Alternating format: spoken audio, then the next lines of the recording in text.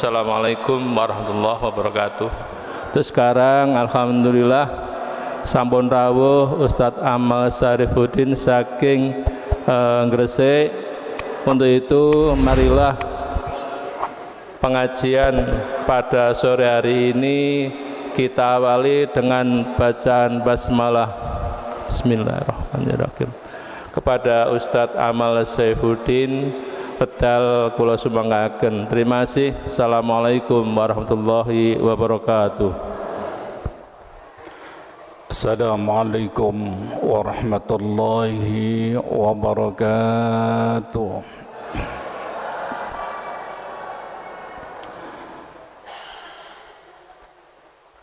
A'udzu billahi minasy syaithanir rajim.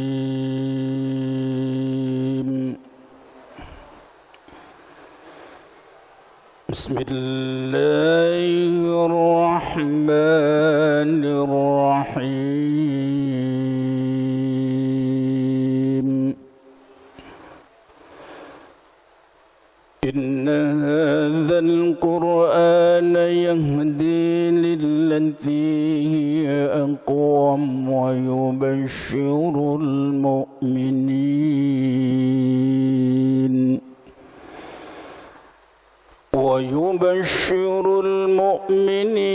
الذين يعملون الصالحات أن لهم أجرا كبيرا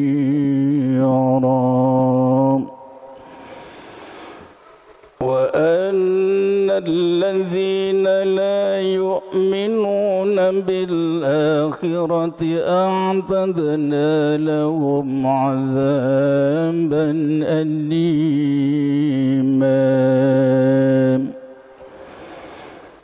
ويدعو الإنسان بالشر دعاءه بالخير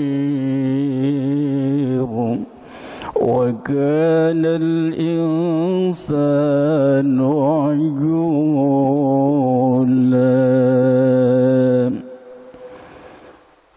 Bapak Ibu hadirin hadirat, saudara kaum muslimin muslimat rahimakumullah. Maha suci Allah ingkang sampun maringi berbagai macam nikmat datang kula lan panjenengan sami, milai nikmat zahir ngantos batin, milai nikmat materi ngantos non materi, sehingga sonten menika kula lan panjenengan sami dipun takdiraken dening Allah saged bersilaturahim, saged duduk dalam satu majelis ilmu, fa insyaallah dalam keadaan sehat wal afiat. Bapak Ibu hadirin hadirat kaum muslimin muslimat rahimakumullah.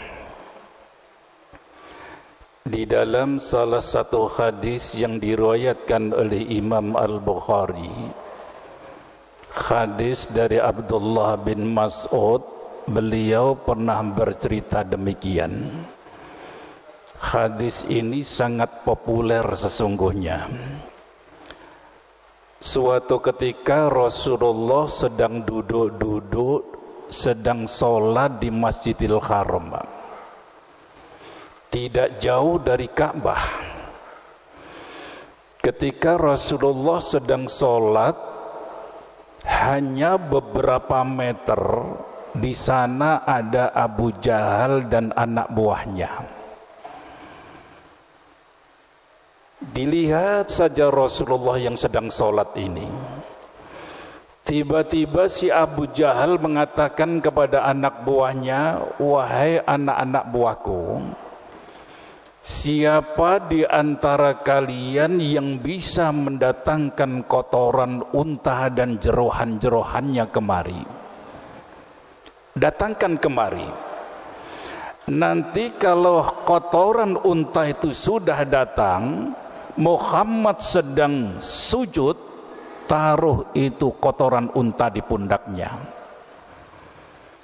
Satu di antara sekian banyak anak buah Abu Jahal ada yang menyanggupi, saya tuan, saya bisa mendatangkan.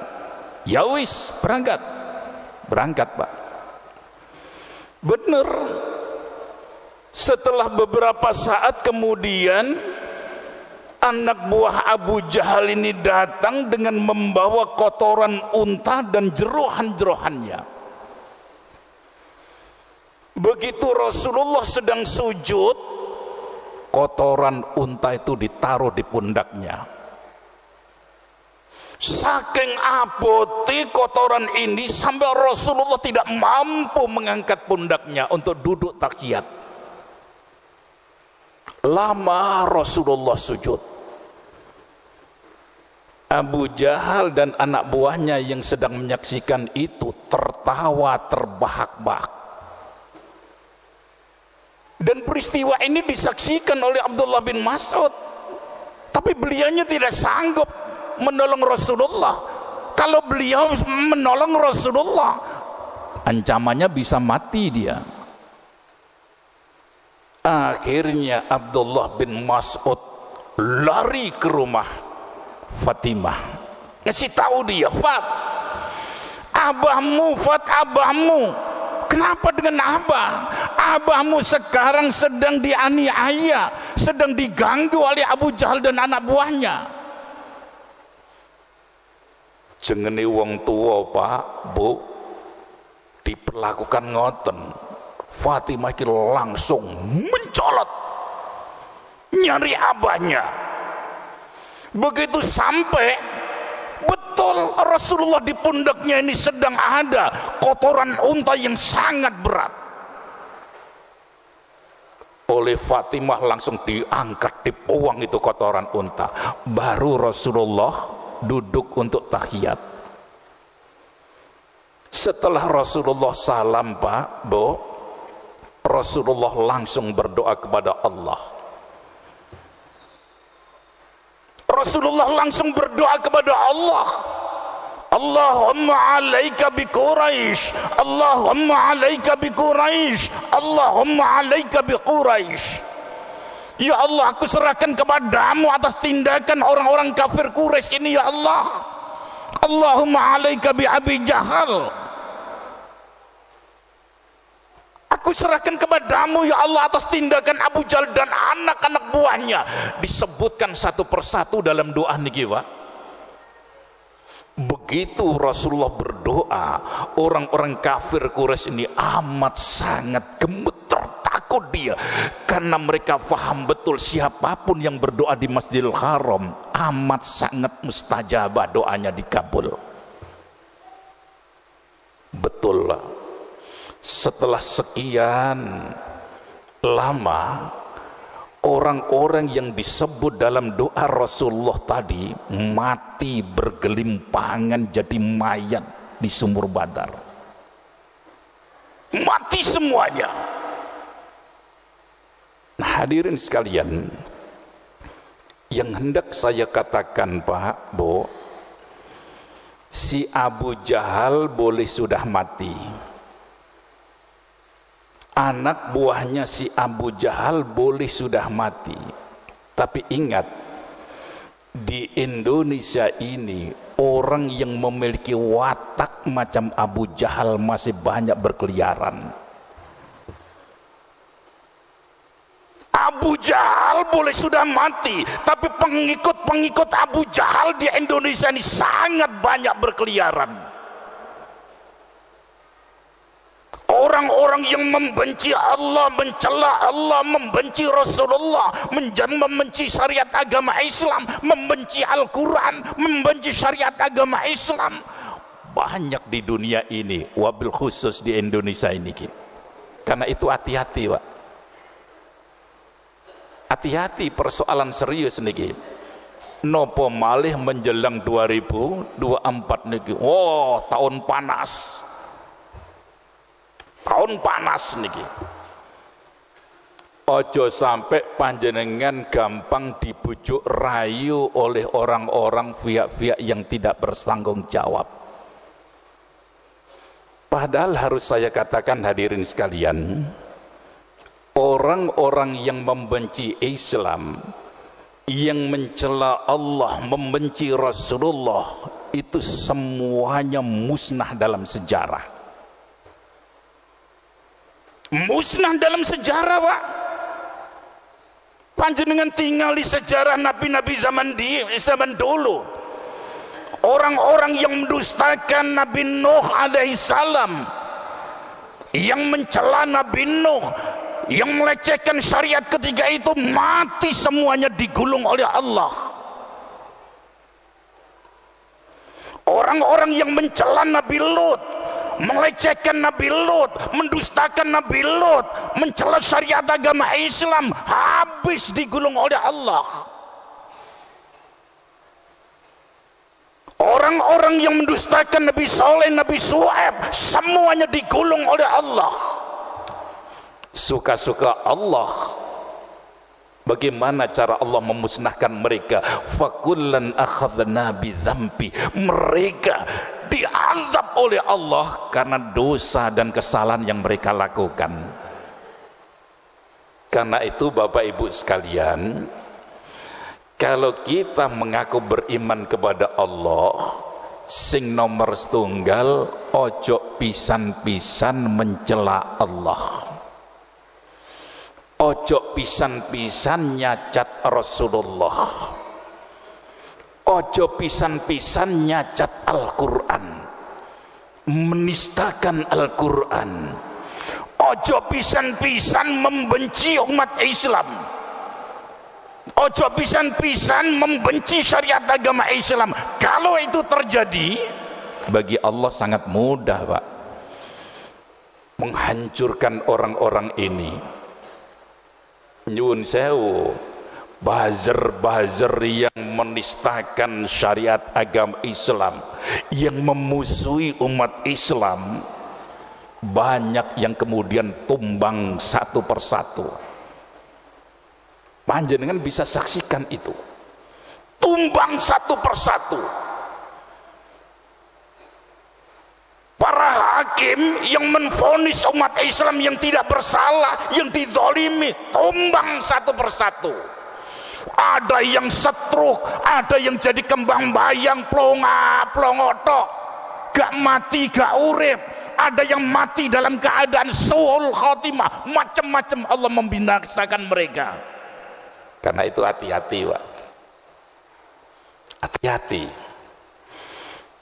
Bapak Ibu hadirin sekalian, karena itu setiap kita umat Islam nopo malih nek tingkatane beriman, Pak, harus betul-betul hati-hati hidup di dunia ini. Lisan harus dijaga, hati harus dijaga, seluruh amal perbuatan harus dijaga dengan baik dan benar. Orang yang tingkatannya beriman itu, Pak, kalau betul-betul beriman, niku orang yang luar biasa dahsyat, hebat dia. Rasulullah saja kagum, ajaban li amril mu'min. Gaya hidupnya orang-orang mukmin itu sangat mengagumkan. Niki kalau tingkatannya beriman loh, Pak. Wong mukmin niku nek diparingi cobaan dening Allah, lisan ini tetap memuji Allah, tetap dia bisa sabar. Tiang niku nek tingkatane mukmin, Pak, dipun paringi nikmat oleh Allah, lisan tetap memuji Allah dan dia tetap bersyukur kepada Allah. Niku nek tingkatane betul-betul mukmin mukminah. Bahkan masalah jodoh mawon, Pak, nek bener-bener orang-orang mukmin, oh ikhlas, Pak, menerima niki. Niki cerita fakta, Bu, ingkang nate kejadian zaman silam. Al-Atabi niku nate cerita ngeten. Satu ketika saya pernah jalan-jalan di kota Basrah, di jalan raya ngoten, Bu. Beliau melihat pemandangan sing aneh. Ada seorang wanita yang sangat-sangat cantik dan cerdas dia. Wong cerdas lah ketok agak omongane. dia sedang nggodain laki-laki yang sudah tua. Wis tuwa digodho karo arek wedok niki. Wis tuwa kadek rupane elek, kasar, Pak. Kasar ngomongin niku, tingkah lakune niku kasar.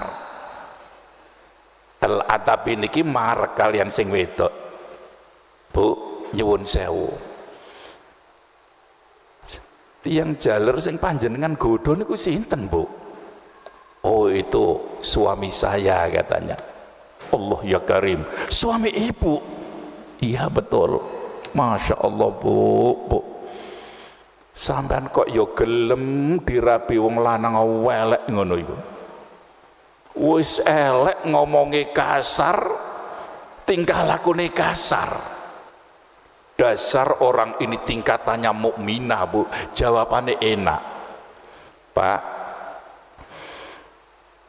kalau saya mendapatkan suami macam dia, jelek, tua, kasar, maka saya bisa bersabar. Kalau suami mendapatkan istri macam saya, cantik, maka dia bisa bersyukur. Wong sing sabar lan bersyukur niku karo-karo di calon penghuni surga. Dahsyat niki, Pak. Mangkane Bu, panjenengan sing duwe bojo rada elek, wis ngono ireng pesek irungi jeber menisan. Ya kudu sabar. Panjenengan, Pak, sakjane wis tuwa, wis gak ganteng, duwe bojo wayu, bersyukur. Iku nggone karo-karone ning surga. Jadi orang itu kalau sudah tingkatannya beriman kepada Allah, Pak, merasa kehadiran Allah, merasa diawasi oleh Allah dimanapun dia berada, ini orang yang dahsyat luar biasa. Coba panjenengan kula eling nomali Al-Quran dan Al-Hadis niku ketika menerangkan suatu persoalan seringkali menggunakan kalimat-kalimat tamsil, ilustrasi, analogi, perumpamaan. Nopo fungsine? Biasane nih Al-Quran lan Al-Hadis niku ngangkat kalimat-kalimat perumpamaan, Pak. Niku luwih gampang difahami, maknanya lebih hidup. Nah, panjenengan kula sanjangi tiang-tiang sing beriman tingkatane niku Rasulullah ngangkat beberapa ilustrasi, perumpamaan, gambaran. Sing nomor siji, adik-adik be nyatet ilustrasi orang-orang mukmin menurut Al-Hadis. Perumpamaan orang mukmin menurut Rasulullah niku sing nomor setunggal, orang mukmin itu bagaikan cermin kaca. Al-mukmin mir'atul mukmin. Orang mukmin niku bagaikan cermin kaca. Panjenengan, Pak, Bu, nik ngilu bercermin, potongan panjenengan kan memantul ketok niki. Sing wedok wedaan terus belang-belang lah ketok nik cermin. Nek gak cerminan ya gak ketok. Artinya bagaimana? Orang mukmin itu harus bisa dijadikan panutan oleh orang mukmin yang lain, Pak.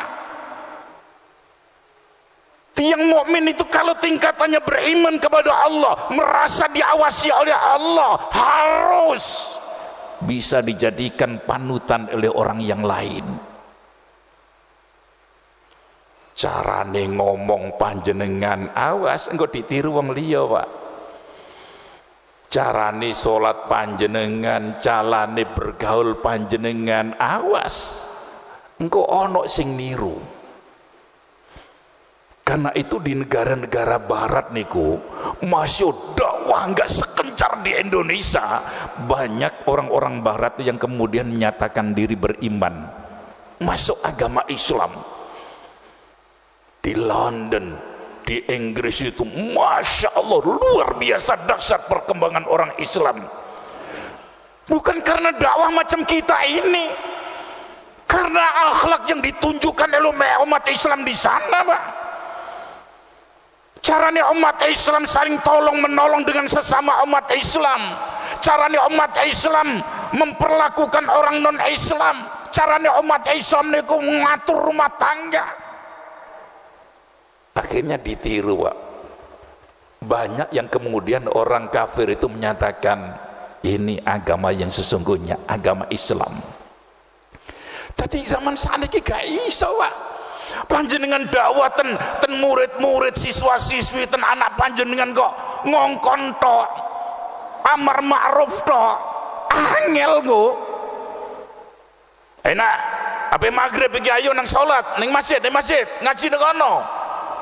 Wan berangkat ning masjid dadakan bapak sambone royokan remote dadakan. Ya gak iso wak ditiru ngeten iki, enggak bisa dijadikan cermin oleh anak-anaknya. Nek nuturi wong liya gale korupsi, ya jangan dan korupsi. Hadirin kaum muslimin, ini kehebatan orang-orang yang bermukmin itu. Nek ngomong itu bisa kemudian membikin orang lain itu terkesima, iso ditiru, carane ngomong, carane bergaul, carane ibadah, gak usah dakwah yang luar biasa, nanti akan banyak orang yang kanut. Rasulullah itu, Pak, sebaik-baik orang mukmin, sebaik-baik panutan itu Rasulullah. Cara ibadahnya Rasulullah itu luar biasa dahsyat. Nih sholat niku tenang, kalem, khusyuk. Rasulullah itu kalau memperlakukan istri-istrinya, nggak ada dalam sejarah Rasulullah kasar. Enggak ada dalam sejarah. Rasulullah itu rajin sholat tahajud, sholat witir, rajin membaca Al-Quran, rajin sholat qobliyah badiyah, dan itu adalah panutan kita yang terbaik. Contoh, Pak, contoh ngeten iki, Bapak Ibu sekalian, zaman rumiyin, Bu, niku sampun berdasarkan penjelasan Rasulullah itu ada sosok-sosok wanita yang terbaik di kolong jagat raya ini, dan itu wajib hukumnya untuk panjenengan contoh, wabil khusus ibu-ibu niki. Ini orang mukminah yang terhebat di kolong jagat raya niki. Satu ketika Rasulullah niku bikin garis, Pak, di atas tanah pasir, garis lurus, seret, 4 garis. Banjur Rasulullah melemparkan pertanyaan, atadruna ma hadza? Wahai para sahabatku, kalian tahu enggak apa ini maknanya? Kalau mereka menjawab Allah wa rasuluhu alam, enggak tahu ya Rasulullah, Allah dan Rasulnya yang lebih tahu. Akhirnya Rasulullah menjelaskan ini, inna min afdhalil mu'minina min ahlil jannah. Di dunia ini ada 4 sosok wanita yang terbaik di kolong jagat raya ini di masanya. Jadi wanita-wanita ini orang yang terbaik di kolong jagat raya ini, Pak. 4 wanita ini belum hidup di alam akhirat, tapi Rasulullah sudah mengabarkan mereka calon penghuni surga. Niki penting ibu-ibu, panjenengan catat adik-adik, sing nomor 1 inggih menika Khadijah bintu Khuwailid. Khadijah putrinipun Pak Khuwailid. Ini manusia yang terbaik, Pak, di zamannya. wanita yang mukminah luar biasa di zamannya. Ketika Rasulullah itu dicaci maki, disakiti, dizalimi banyak orang-orang kafir Quraisy, dibela oleh Khadijah niki. Harta bendanya dikeluarkan total untuk perkembangan kemajuan agama Islam. Dia bela, dia bantu mati-matian suaminya. Napa malih nalika menerima cobaan. Bu, panjenengan sing sampun berangkat ibadah haji, sing nate umroh, kula yakin panjenengan nate melihat itu Gua Hira itu. Jadi Gua Hira itu gak ning ngisor ngeten Pak. Dhuwur gunung ngoten. Iki nek wong gak sehat, angel munggah ngoten niku angel. Ketika Rasulullah punya persoalan bersemedi di Gua Hira sendirian, coba datang malaikat Jibril ngasih tahu Muhammad, istrimu Khadijah ini sedang menuju kemari dengan membawa bubur dan minuman yang segar, bawa bejana dia. Nanti kalau sudah sampai sini, sampaikan salam. Dia dapat salam dari Allah Tuhannya dan juga dari saya. Bu, Khadijah oleh salam teko Allah, coba. Oleh salam teko malaikat Jibril, coba.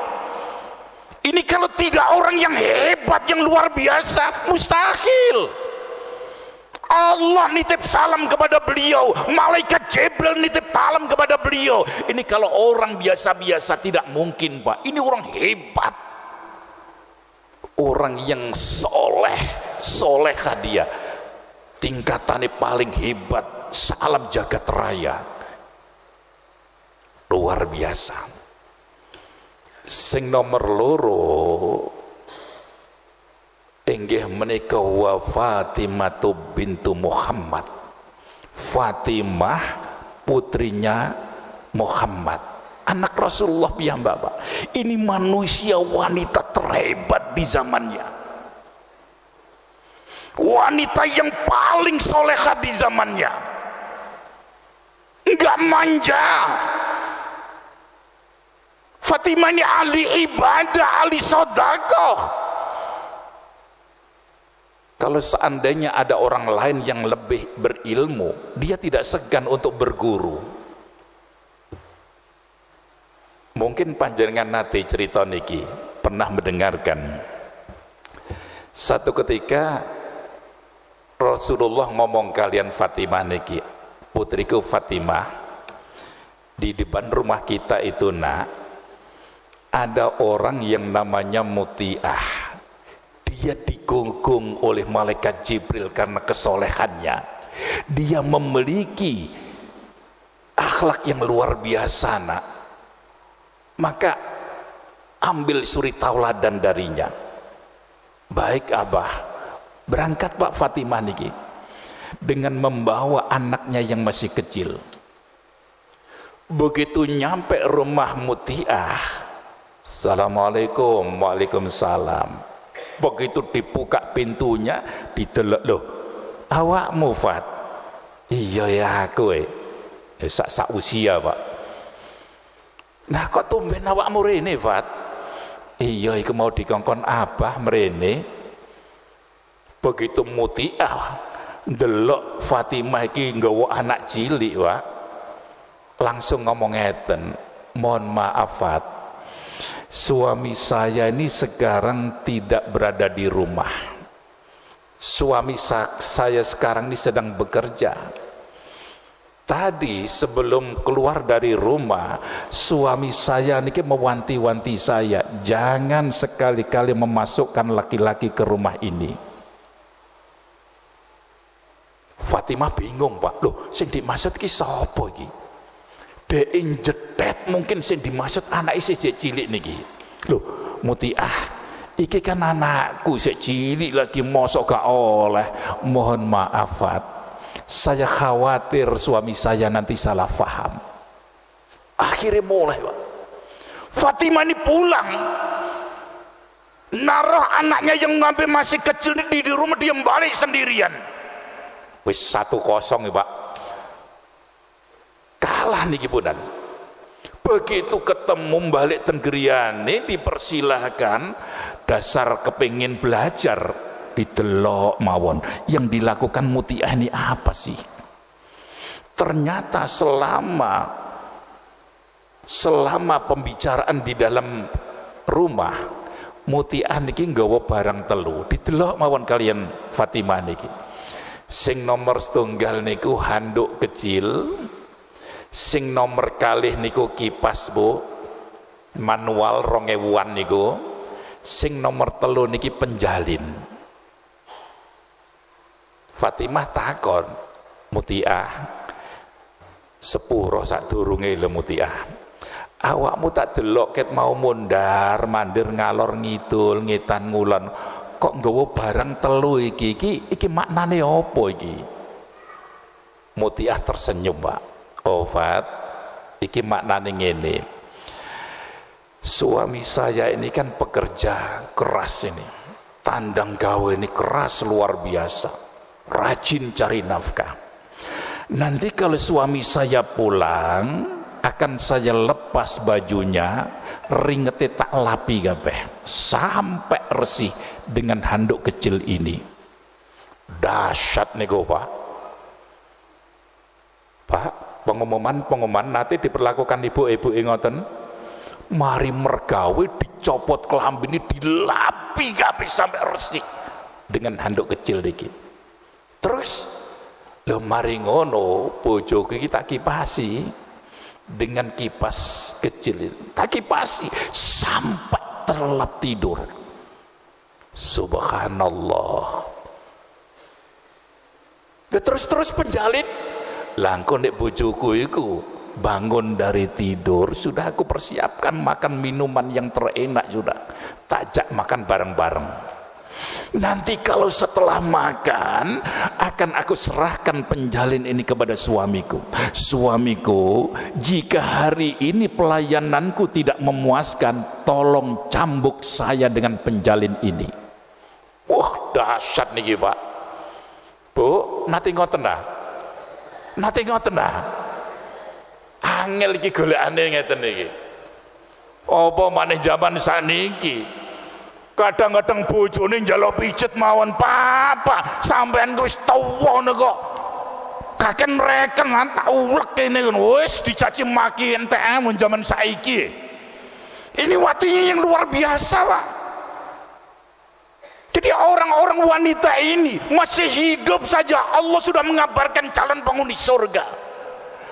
Sudah wafat dalam barzah Allah sudah mengabarkan ini wanita terbaik, calon penghuni surga. Hebat. Sing nomor telu niku wa Maryamu bintu Imran. Maryam putrinipun Pak Imran. Ini manusia hebat, Pak. Ini manusia hebat. Coba panjenengan betapa dahsyat cobaan yang diterima oleh Maryam ini. Terkenal sakampung wanita yang salehah, ahli ibadah, gak tahu dijembak wong lanang. Ternyata Allah takdirkan bobot, Pak. Hamil dia. Padahal dalam sejarah gak pernah dia disentuh, itu gak pernah. Coba panjenengan bayang no, ya apa itu nanti? Wanita solehah, terkenal alimah, gak tahu dijembak wong lanang dan hamil. Coba akhirnya terbukti, Pak. Dia dikucilkan di masyarakat, dicaci maki masyarakat, diejek, dielano, di macam-macam, sampai dia keluar dari kampungnya. Ini cobaan yang luar biasa dahsyat, berat. Tapi Allah mentakdirkan beliau melahirkan anak yang nanti jadi seorang nabi yang luar biasa dahsyat. Sing nomor 4 niku terus Rasulullah wa Asiyatu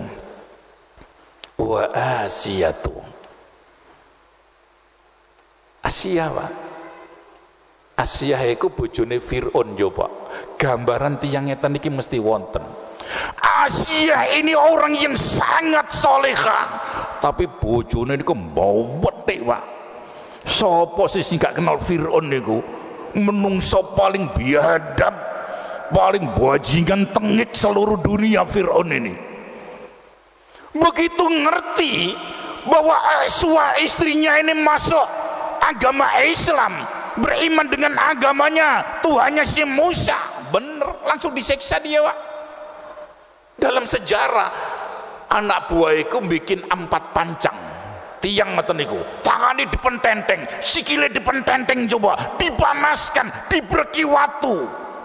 Coba kalau seandainya Asia niki bisa memilih dadi permaisurinya, enak Pak uripe niki. Duwe babu kathah, dilayani emas perak napa-napa dia miliki, tapi dia tidak memilih itu. Dia memilih beriman, masih mendapatkan cobaan siksaan yang luar biasa dahsyat. Karena itu 4 wanita calon penghuni surga niki wajib Bu wabil khusus panjenengan untuk menjadikan suri tauladan. Mereka betul-betul wanita yang bisa jadi cerminnya Pak. Sing nomor loro terus Rasulullah, orang mukmin itu bagaikan lebah Pak, tawon. Mathalul mu'min kamathalin nakhlah, in akalat thayyiba wa in wada'at thayyiba wa in waqa'at ala mudin nakhil lam taksirhu. Jadi orang mukmin itu jikalau dia makan, yang dimakan itu pasti sesuatu yang baik dan halal. Pantang bagi orang mukmin makan sesuatu yang haram. Orang mukmin itu jikalau berbicara melakukan sesuatu, pasti yang dilakukan itu sesuatu yang baik. Dan pantang orang mukmin itu jadi biang kerok Pak di masyarakat. Laisal mu'min bitta'an walal la'an walal fakhish walal badhi.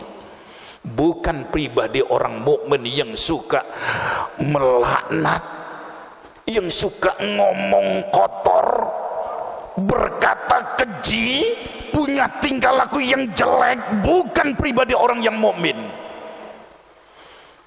Tiyang niku nek tingkatane mukmin Pak, iku rumangsa diawasi oleh Allah Subhanahu wa taala. Nek ape nglakoni maksiat, napa mawon jenis maksiat itu langsung tak diilingno dari oleh Allah. Awas kono jorono. Iku dalan maksiat iku jorono. Diilingno Pak oleh Allah. Makanya ketika ada orang yang mengaku Islam melakukan perzinahan, detik itu imannya hilang. Nek ngaku ana wong Islam dadakan merampok, maling, jambret, detik itu imannya lepas. Kalau ada orang yang beriman kerusak korupsi, ketika itu imannya lepas. Orang itu kalau kokoh imannya Pak, insya Allah akan diselamatkan oleh Allah dunia akhirat. Jadi ini persoalan serius Pak, soal makan minum dari sesuatu yang halal niki. Sering saya katakan, rusaknya generasi muda zaman sekarang, rusaknya anak-anak zaman sekarang. Opo anak niku kok ndawap gak keturunan, faktornya itu banyak. Di antara faktor yang paling berbahaya, karena orang tua memberikan makan dan minum dari sumber yang haram, itu nanti akan menjadikan anak niki bengal Pak. Jangan dianggap seri, jangan dianggap enteng ini. Jadi kalau ada anak yang nakal nggak keturunan, itu akibat Pak. Sebabnya itu mesti ada. Sebabnya itu mesti ada. Jangan sekali-kali memberikan makan dan minum kepada keluarga kita dari sumber yang haram, bahaya Pak, bahaya dunia akhirat Pak. Bukankah Rasulullah sudah sering mengingatkan orang yang makan minum dari sumber yang haram itu nanti doa-doanya tidak akan dikabulkan oleh Allah. Orang yang mengeluarkan sedekah dari sesuatu yang haram itu nanti akan ditolak oleh Allah, ibadahnya ditolak oleh Allah, bahkan mereka nanti dicekal oleh Allah, gak iso mlebu surga. Begitu dahsyatnya akibat dari makan minum sesuatu yang haram. Bapak Ibu hadirin kaum muslimin muslimat rahimakumullah, dalam satu hadis, orang mukmin juga diibaratkan oleh Allah macam pohon yang besar. Mathalul mu'min kamathaliz zari. Perumpamaan orang-orang mukmin itu seperti pohon yang besar. Dia diterjang angin, miring kanan, miring kiri, bahkan tombang dia, roboh dia gara-gara angin. Napa maksudnya? Tiang mukmin niku Pak, urip ning donya niki mesti bakal diuji oleh Allah. Itu resiko dadi wong mukmin. Semakin kokoh imannya akan semakin dahsyat cobaan itu. Semakin dahsyat Pak. Jadi orang yang tidak melakukan dosa dan maksiat bukan berarti aman-aman begitu saja, mesti dia akan dicoba oleh Allah. Lewat anak-anaknya, lewat istrinya, lewat tetangganya, lewat sanak kerabatnya, mesti akan mendapatkan ujian. Karena itu panjenengan yang sudah tingkatannya mukmin Pak, sering saya nasihatkan, kalau mendapatkan ujian ataupun nikmat, ingat, libatkan Allah Subhanahu wa ta'ala. Iling Allah. Ojo sampai ketika kita menerima musibah, dia uji oleh Allah, enggak ingat Allah sama sekali, stres nanti. Kadang-kadang kita nggak bisa berpikir apa yo neng Indonesia niki kok akeh wong gendeng, sepanjang jalan panjenengan tingali wong gendeng mlaku ngalor ngidul ngitan ngulon compang camping, kadang guyu-guyu dewe. Kenapa ini bisa terjadi? Padahal dunia tahu bahwa Indonesia ini mayoritas beragama Islam. Jangan-jangan sing gendeng-gendeng niku nggih wong Islam. Iki mesti ana sing salah iki. Saya khawatir orang-orang itu ketika mendapatkan cobaan dari Allah, menerima musibah, dia tidak melibatkan Allah, gailing Allah Pak. Akhirnya itu yang terjadi. Orang itu kalau selalu melibatkan Allah, dikasih nikmat ingat Allah, dikasih musibah ingat Allah. Enak Pak menerima musibah ini, legowo, tenang. Bahkan kalau seandainya ada di antara kita mari ngumpul donya, ngumpul sekian miliar, tiba-tiba habis begitu saja, bagi orang yang mukmin tetap senyum Pak, tetap tenang dia. Kenapa harus bingung? Kalau seandainya panjenengan mendapatkan rezeki yang luar biasa banyak, ini kan titipan dari Allah. Allah nitip yang suatu ketika Allah akan ambil lagi. Kalau panjenengan punya anak, itu titipan dari Allah, bisa saja suatu ketika Allah ambil titipan itu. Tidak ada sejarahnya para nabi dan rasul yang tidak diuji oleh Allah. Paras diuji oleh Allah, cobaan yang dahsyat, bahkan lebih dahsyat dari umumnya manusia. Karena itu hadirin sekalian, Setiap orang mukmin itu harus memiliki sifat malu, Pak. Inna mimma adrakan nas min kalamin nubuwatil ula idza lam tastahi fasna ma syi'ta. Sesungguhnya di antara peninggalan nabi-nabi yang terdahulu adalah jika kalian hidup di dunia ini enggak punya rasa malu, silakan berbuat sesuka hatimu. Itu disabdakan oleh Rasulullah. Kaya Rasulullah mengatakan, wong-wong Islam nek kon urip ning donya iki gak duwe izin, enggak punya malu, sudah terserah kamu sudah. Silakan apa yang kau lakukan, lakukan saja. Kon gak sholat di sakarepmu, kon gak gelem poso Ramadan ya sakarepmu, kon maksiat ya sakarepmu. Tapi awas, seluruh tingkah lakumu itu akan dimintai pertanggungan jawab oleh Allah Subhanahu wa ta'ala. Nek wis ngerti hidup ini pasti akan dimintai pertanggungan jawab oleh Allah, Pak. Urip ning donya iki aja saenake dhewe. Kudu duwe rasa malu, Pak.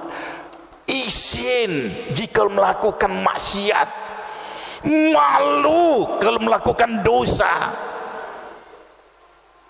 Kepada siapa kita harus punya malu? Kepada Allah ini utamakan. Amat sangat banyak yang hidup di alam dunia niki, Pak, gak duwe sopan santun kepada Allah, gak punya rasa malu kepada Allah. Dikai awak sehat coba, mripate iso ngwasno, sehat, bisa jalan ke sana kemari, jantung sehat, nopo-nopo sehat. Yang dimau Allah, mbok iyao kalian itu ibadah kepadaku. Karena aku menciptakan kalian ini agar kalian beribadah kepada aku, kata Allah. Wa ma khalaqtul jinna wal insa illa liya'budun. Dan aku tidak menciptakan manusia kecuali untuk beribadah kepada aku. Dadi urip ning donya iki, Pak, iki kok seneng-seneng ajujing ke sana kemari, menghambur-hamburkan duit, foya-foya tok, seneng-seneng tok, kelenceran kemana-mana tak. Kita hidup di dunia ini, tujuan Allah menciptakan kita ini untuk beribadah. Dan panjenengan kudu yakin, hakul yakin, Pak, bahwa seluruh tingkah kita lakukan kita ini nanti dia akan mintai pertanggungan jawab oleh Allah. Anak-anakku, adik-adik remaja, masa remajamu ini nanti akan ditanya oleh Allah. Panjenengan, Pak, sing sampun sepuh-sepuh, biyen masa remaja panjenengan itu dimintai pertanggungan jawab oleh Allah. Bahkan Allah mengangkat, sering kali saya katakan, Allah mengangkat akan banyak manusia di alam dunia niki, nanti di alam akhir dia akan menyesal. Opo ombien nalika enom kok dadi wong sing nakal, opo ombien nalika urip ning donya dadi wong sing males ibadahnya. Orang ini akan menyesal, Pak. Dan itu saged panjenengan baca di banyak ayat Al-Quran, termasuk di dalam surat Fatir ayat 37 itu. Allah gambarkan niku ketika orang-orang kafir dan orang-orang yang banyak melakukan dosa dan maksiat diazab oleh Allah, masuk neraka jahanam, berbagai macam siksaan. Mereka kapok, Pak. Mereka nyesel, mereka kepingin balik teng donya malih. Mereka matul kepada Allah. Rabbana akhrijna na'mal salihan ghayra alladhi kunna na'mal. Rabbana akhrijna na'mal salihan ghayra alladhi kunna na'mal. Ya Allah ya Rabb, ya Allah ya Rabb, mbok kula niki panjenengan dalaken saking neraka jahanam niki ya Allah, panas sakit ya Rabb.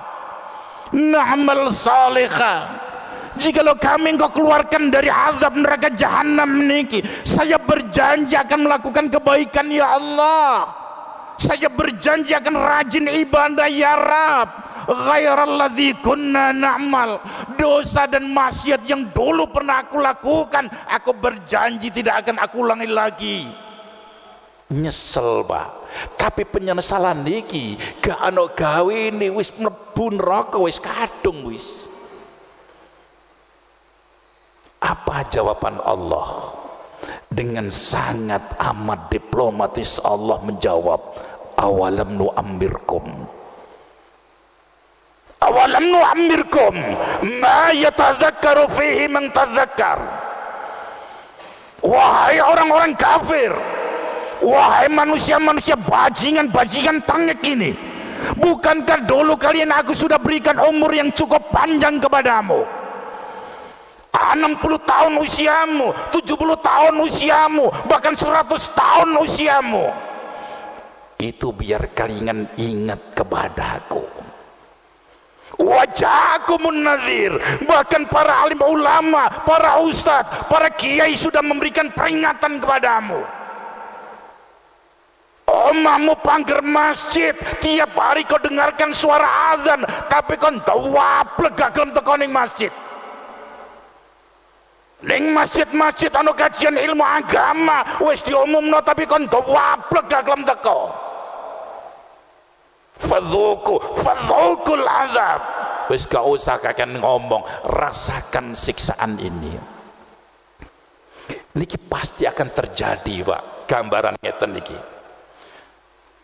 Banyak orang yang menyesal getun apa ombien urip ning alam donya mboten maksimal oleh ibadah, gak gelem nuntut golek ilmu agama, sampai banyak meluakakan, banyak melakukan dosa dan maksiat.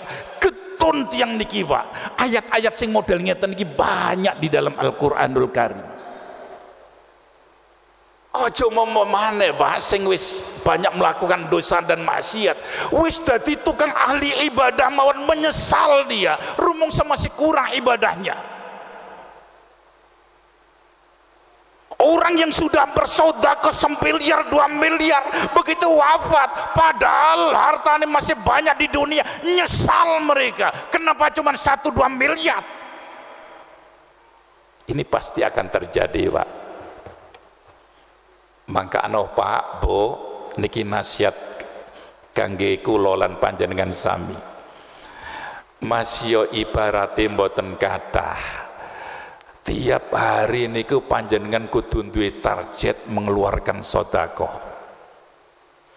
Napa malih bisa panjenengan lakukan mari salat subuh di pagi hari ngoten niku.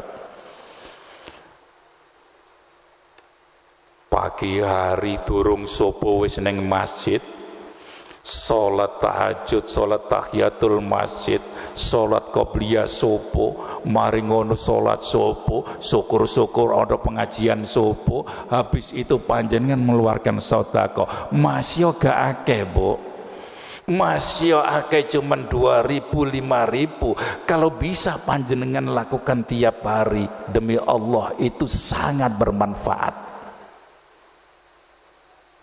Panjenengan Pak sing duwe aset banyak, duwe tanah akeh, duwe sawah, duwe tambak, demi Allah panjenengan akan nyesel nek donya panjenengan tidak panjenengan wujudkan sebagian untuk wakaf. Getun Pak,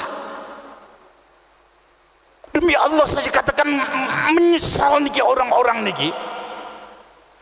Kalau seandainya panjenengan duwe sawah 6 kotak misalkan, kudu ono 1-2 kotak yang panjenengan ikhlaskan untuk fisabilillah. Datangi takmir Masjid At-Taqwa. Pak Takmir, niki kula niki nggadah 6 kotak Pak sawah.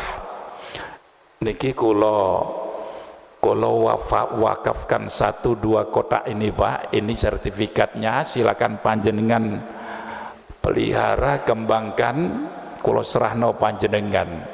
Demi Allah saya katakan Pak, sak kotak sing panjenengan wakafkan ini dalam pandangan Allah itu jauh lebih baik daripada sing 5 kotak sing panjenengan tinggal niki. Tidak ada jaminan iso bae sing 5 kotak niku gawe royokan sa anak-anake sampai caro, sampai gelut, sampai paten pinaten. Kula niki sering matus tiang sing model ngeten niki Pak. Nalika wong tuane jek urip aman tenang, begitu wong tuane mati royokan warisan niki lho Pak, sampai gelut sak dulur coba, sampai saling bunuh membunuh. Mangkano panjenengan Pak sing duwe tanah Kombo, Dowo, harus ada sebagian tanah yang panjenengan wakafkan, dan itu nanti akan mengalir jariah terus sampai panjenengan wafat. Itu sesungguhnya harta benda yang sesungguhnya. Kalau tidak, harta benda yang kita terima ini di dunia ini akan dimintai pertanggungan jawab oleh Allah. Jika itu nyawake oleh Allah, bahkan nilainya itu miliaran, tapi sedikit untuk fisabilillah. Eman Pak. Jadi harus ada sebagian harta benda kita ini yang nilainya itu jariah, mengalir terus sekalipun panjenengan sudah wafat. Anak-anak kita jadikan anak-anak yang salehah dan salehah, yang selalu mendoakan orang tuanya. Ini adalah jariah. Masih panjenengan sudah wafat, tapi dengan doa orang anak-anak kita, itu nanti yang manfaat Pak.